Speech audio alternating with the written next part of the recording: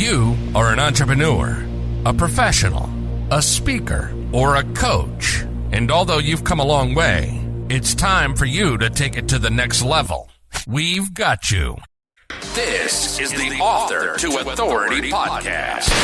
We'll help you use authority and influencer marketing to build your business stronger and faster by publishing a book. You'll hear from guests that are thought leaders in sales, marketing, networking, communication, social media, promotion, and business leadership. Let's do it. This is the Author to Authority podcast. And now your host, the extraordinary word ninja, Kim Thompson-Pinder.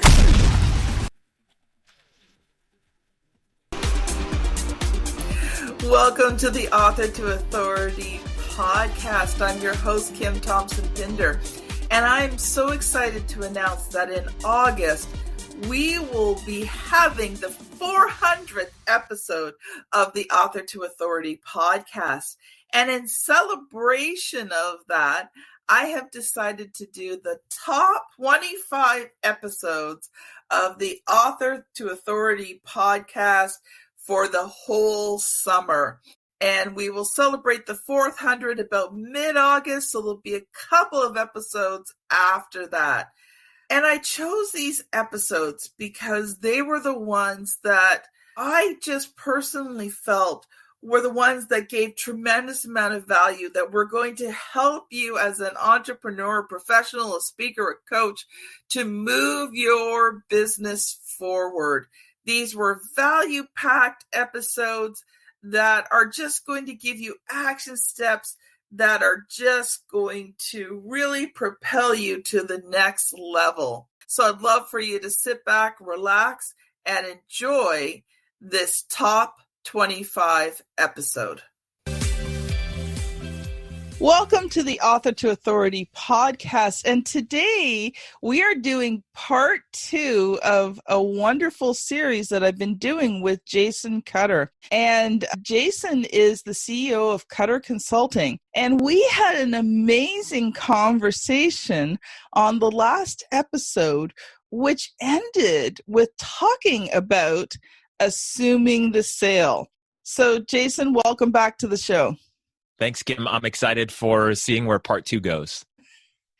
And, you know, in part 1, we kind of talked about a lot of different things, including Jason's journey to becoming a sales consultant, including tagging great white sharks. That was very interesting. So if you missed part 1, you're going to want to go back and listen to that. But in today's episode, we want to focus in on some of the processes, because we talked in general about sales and about entrepreneurs and how sometimes we're afraid, to take that next step. We get the relationship part. We're learning how to sell and be authentic, but there's that fear of taking it to the next step. And so in this episode, we're going to focus in on, what's the process of these conversations?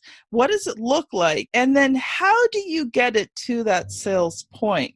So Jason, why don't you just take a quick moment again, because if someone didn't hear the first episode, and just do a really quick introduction of yourself. Sure. So I am a sales consultant. So I have my company. I help sales teams and individuals with improving their selling effectiveness. Generally, it's people who are selling over the phone, but to me, sales is sales. So any salesperson selling anything, either to consumers or businesses, help with anything from scripts to mindset, to coaching, to technology. And my book that's coming out, Selling with Authentic Persuasion, is based on the fact that for me, I wasn't a natural born salesperson. So I have my bachelor's degree in marine biology, did not grow up I actually grew up in an anti-sales household where my mom, as a banker, she saw the scams and she saw people who were ripped off by being in a bank and had to deal with all of those fraud claims all the time. And so she saw salespeople, especially bad ones, as evil and something to be weary of. And so that's what I grew up in. I didn't grow up in a sales household. And yet here I am. And I think there's a lot of power in that. And that's what I help people embrace, is not having to feel like you had to be naturally born or naturally gifted to be effective in sales. So how does your mom feel about you now? I mean, so here's the thing, right? So she does not like dishonest, bad people who are manipulating and trying to get their own benefit. She appreciates and loves good customer service. She loves a good salesperson, right? So for example, when I was a kid, only child, didn't have a choice, had to, go with my parents wherever they went. Every few years, we would go buy a car. And many times on a Sunday evening, I would spend 4 or 5 hours at a dealership in the lobby or in the waiting area watching TV while my mom is literally battling back and forth with some car salesperson, right? Mm-hmm. Who's trying to get one over on her, and she doesn't want to get taken advantage of. And so it's back and forth, right? Even bringing in the manager, let me go talk to my manager, like all of those tricks that they use. And so, but my mom has bought cars from other people who, they care, they ask questions, they give her a good deal. It's a relationship, kind of what we talked about in part one, where it's a long-term thing where they're doing the right thing for a customer and then hoping to get referrals. My mom loves that. And in fact, when I started working in restaurants as a waiter, I would explain things to my mom, and then she saw things different from the inside of working in a restaurant, even though she hadn't. And so she, as a customer, became totally more empathetic, much bigger tipper, much nicer to servers because I had gone through that. And so she's open to it. She likes people. She just doesn't like manipulative people with bad intent. Awesome. Okay, so I know that you've come prepared to talk more about the processes of sales. So I'm going to let you loose again to share, and then we will talk about that. And then at the end, we're going to talk about your new book coming out and your writing journey. All right. So the fundamental thing that I teach everyone, and I think it applies, like I consider this the sales success fundamentals, is for me, every successful sales process, every successful persuasion kind of situation involves 5 parts. And the key is they must be done in order and they must be done completely. Those 5 parts are rapport, empathy, trust, hope, and urgency. And so the key is that order too. And it's funny because it doesn't spell anything good or sexy. Like REFU is the best I can come up with. I came up with that 10 years ago. And you always want to have something catchy where it's like, oh, cool, this is my 5-step method and it spells out this nope. I literally can't massage it. I can't change the terms. It's a mess, but it works. So that's what I've got. I've tried and I can't change it. So the key is that, we talked about this in part one, building the rapport, starting off in some way. Now, here's where the challenge, like we also talked about last time, which is some people spend too much time in rapport. They end up with no sales and new Facebook friends and new recipes they didn't know about and new restaurants or new sports they're going to check out, but no sales. And so you've got to do the rapport step, but you can't live in the rapport step. And rapport is also something you sprinkling throughout, right? Kind of going back to what I talked about in the last one as well, is using the medical profession and a doctor as an example. We've all had experiences where we've gone to a doctor that has a terrible bedside manner because there's no rapport. There seems to be no empathy. They're all business and it's terrible. They might be very effective, but it doesn't leave you with a good experience. Yes, they might be the world's best brain surgeon, but you still don't like them, right? You're thankful, but you don't like them and you don't really want to buy from them again. Hopefully you don't have to go to a brain surgeon again, but like we've all had that. And so you want to make sure you do the right amount of rapport, not too much and not too little, whatever it is necessary for what you're selling and who the other person is and what's natural. Then the next part is empathy. And you can't just tell people you care. Hey, Kim, I really care about you. Would you like to buy? No, like that doesn't work. It also doesn't work to say, hey, Kim, you can trust me. I'm a good guy. No, because that's what... Big smile on your face as the person goes, you slimy. Right. You can't. Like people who say you can trust me, that's the indication that you can't trust them because if you could trust them, they wouldn't have to ask for it, right? So and they wouldn't have to tell you either. And they wouldn't have to tell you it's coming. And they wouldn't tell you, I care about you. Like, okay, what's the catch? Like, there's something weird about this. And so what I found the best way to do it, and again, any kind of sale, you could be selling software to businesses or, to individuals selling them something, is that to do the empathy step is about asking questions and then understanding the other person. I talked about this last time, where it's about uncovering what makes them tick, what they want, why they want it, what wakes them up at 2:00 in the morning, what are they hoping to accomplish relative to whatever it is you're selling. And so when you do that, it shows empathy because you're asking, they're telling you, and it fundamentally satisfies the thing that most people know about, but they forget, is that people don't know how much you care until they know. They don't care how much you know until they know how much you care. Yeah. Right? Because a lot of salespeople start out of the gate with, hey, how are you? Let's build a little report. Now let me give you my long monologue and read from my brochure and read from how awesome I am and all of my stats and how great my company is and what kind of clients I've helped. And they go into all these things and nobody cares. Blah, your blah, prospects blah. and blah. I go to a lot of trade shows and I help my clients actually sell more effectively from trade shows from, back when that was legal, when you could actually go to shows and talk to people and meet people, is that, you walk up to a booth and the first thing somebody does is they just instantly start giving this long monologue about what they do. And then 3 minutes later, you realize, wait, I don't want this, nor is it a good fit. And they just wasted their time. They just wasted your time. So for me, I usually don't even explain anything about what I do until I've asked questions and understood if it makes sense to even go that route and then do it. I've got a great example for you. Yeah. I've got a great example for you. So I was in cosmetic MLM company for a long time. It was a great way for me to earn money, when my kids were younger. And I was at a vendor show, so similar to a trade show. And I was just walking around because I needed to take a break. Sometimes you just have to get out of the booth, right? And so I was just meandering. I wasn't really looking to buy anything, but I like talking to the other vendors and see how their day's going. So a lady stopped me and she was from a competitor company, sold the same type of products. And she went in, she didn't ask me who I was, didn't talk to me. She went into full scale, sales mode.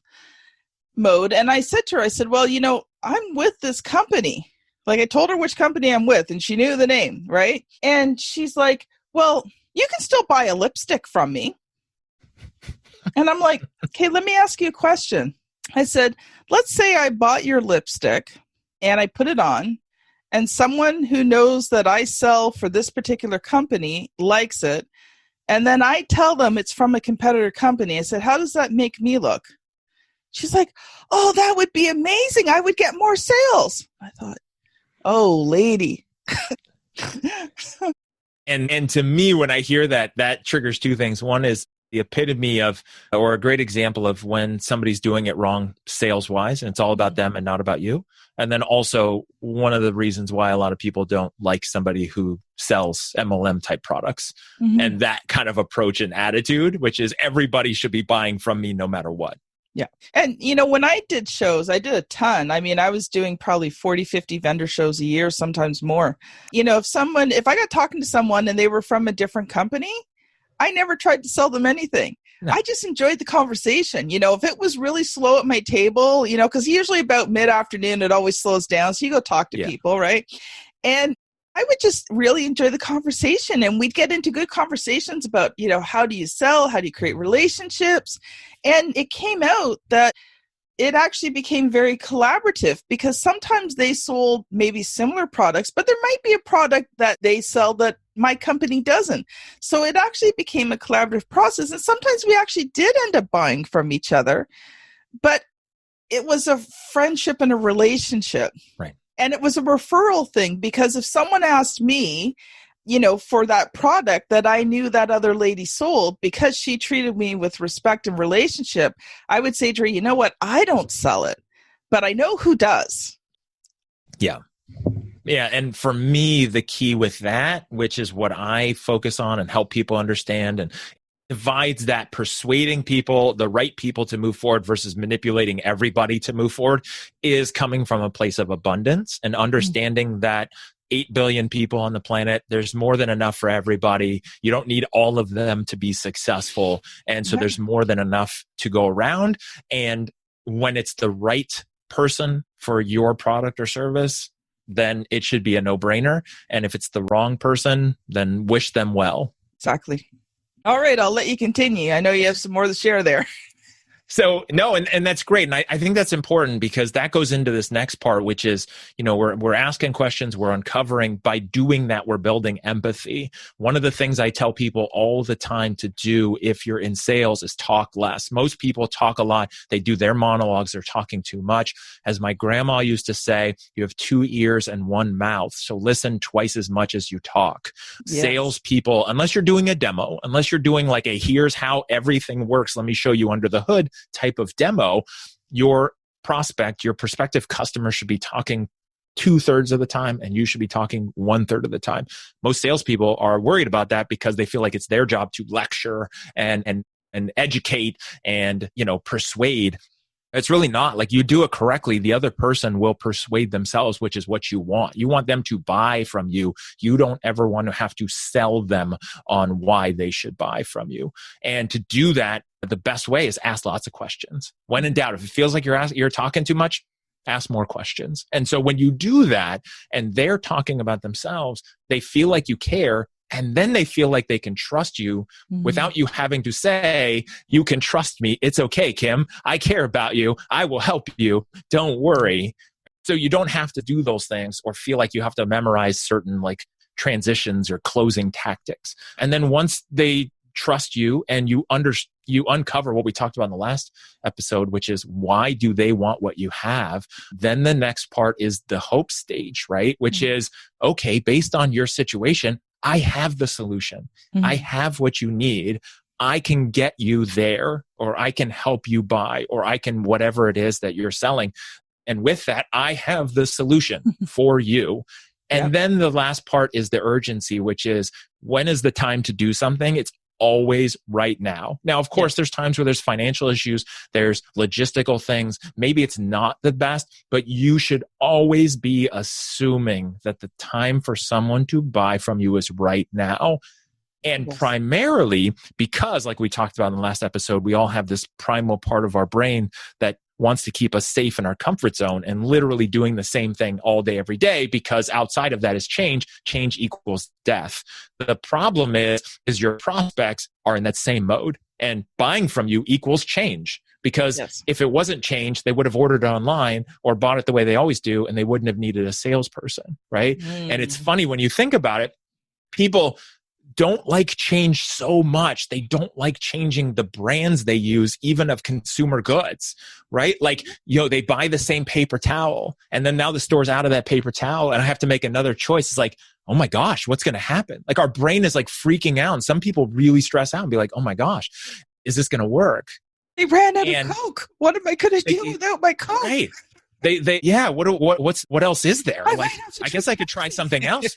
Yeah, I got to drink Pepsi, but is it going to be as good? And I heard people say they don't like it. And what about this? And am I going to like it? And that sounds silly and ridiculous, but people have that same battle, right?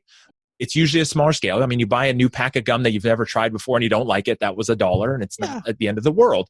But that same part of our brain is going to freak out when you try to get them to buy. And your job as a sales professional is to help mitigate that change, that aversion to change, and help them understand that it's safe and that you can do it. That's where you've got to do those stages. And then the urgency part is that they got to do it right now, right? Again, with the right intentions from the right place, that you care about them, you're going to actually help them, right? But the time is now, because if you don't, they put their head back in the sand, their brain gets a hold of them and tells them, whew, we dodged a bullet by not buying today. We could have died. And so it's a good thing. And make sure, and I tell people this all the time. I say, your prospects will go into the prospect witness protection program, where literally you'll never hear from them again because their brain said, ooh, we dodged a bullet. They'll literally change your phone number to do not answer. And like, you'll just never hear from them again if you're not careful. Yeah. And I liked what you said about the listening, and I'm sure you get this a lot, but people say to me, Kim, you're such an amazing communicator. Like, I love talking to you. And that's because I let them do about 95% of the talking. And like 100%. You said, you ask questions. And what I do is I ask a lot of questions, but when I say something, I make sure it's strong and impactful. and I give them something that is valuable. And that's why they're like, oh, Kim, I love talking to you. Yep. I loved listening to you. I don't but the key is, truth, right? And in my experience of you and the conversations we've had prior to this, is you do that and you do it in the proper order. So there's a lot of people that come out of the gate and be like, I'm an authority. I know my stuff. So let me tell you how to do things, right? Mm-hmm. Versus like what you do in particular, Kim, which is tell me about your journey. How's it going with writing a book? What are you doing? Oh, hey, based on that, have you thought about this? Are you working on this? Have you, like, you're then prescribing something specific with some advice or knowledge or a little nugget of information, and not with any intent to sell, but just like, hey, based on what you said, I've got some value I can give you. And then, if it made sense, you could move that forward. Exactly. So let's start talking about your book. So first of all, give us the title of book again, because we did it in part 1. And then tell us a little bit, what has been sort of the good, bad, and ugly of doing this book? Okay, so the title is Selling with Authentic Persuasion, and the subtitle is Transform from Order Taker to Quota Breaker, which between those two things just describes it all, and everything from this episode and the last one. I mean, those are the highlights of it, but just goes into more detail. Now, the journey, I wanted to write a book. I started writing a book in 2009 about a completely different topic. Gave up, got in my head, the doubts, the fears, the worries. Who am I to write a book? What do I even know? That shelved that project. And so that one didn't happen. And then fast forward to a year, let's say 2 years ago, then I got the idea that I wanted to write this book, write a sales book. I got some help with the process, got a framework to help me get out of my head and just kind of like the formula, wrote it really quick, part-time while working. Mm-hmm. I woke up early and 2 hours a day, I wrote 60,000 words in 6 weeks. Wow. While working. I just dumped out of my head. It's something I know. I just dumped it out, did some editing, printed it out, just roughly on my side, read through it and was like, this is garbage. I don't like it. This is crap. And I know everyone says that because I know enough people to know that that's what people say. And I read it and I'm like, I don't even like it. And it's not that I doubted it was going to be good. That's a whole different voice in my head. But literally I'm reading through, I'm like, doesn't make sense. Like, what's the point? How do I even describe it? I couldn't describe the value to anybody. And so I sat on it for about 6 months and then got reinvigorated to work on it about a year ago and wrote it from scratch a second time. Mm-hmm. I copied and pasted some of it. I probably used about 10, 15,000 words, but then in another 6 weeks from scratch, part-time, wrote another 56,000 words. In a more cohesive, like, here's a blueprint, here's a plan. Yeah. And what's crazy, I still had no title. Going through editing, printing it up on my side, pen and paper, going through it. I had no title. And then I sat on it for another 3 months where it sat on my desk, no title, no idea. I was like, what's the point? And here I was again. I was like, what's the point? And then one morning, out of the blue, it hit me, authentic persuasion, as the framework of what I've always done that I could never put my finger on as a salesperson and as a coach and consultant. And as soon as that hit me, I'm literally buying the domains, like sitting on the floor on my phone, buying the URLs, coming up with the title of the book, putting it together, getting websites, started to be built. And then it hit me. And then I molded the book again.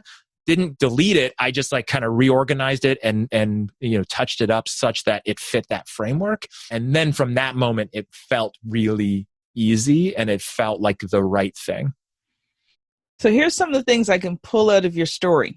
Is the book writing process brings a lot of clarity.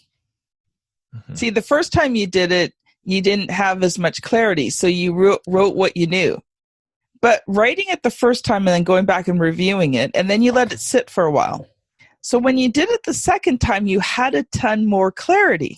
But you didn't have the title because that last clarity piece was still being transformed in you. And this is something that many authors go through. Even when, we're working with clients, it is a clarity process throughout the entire writing of the book.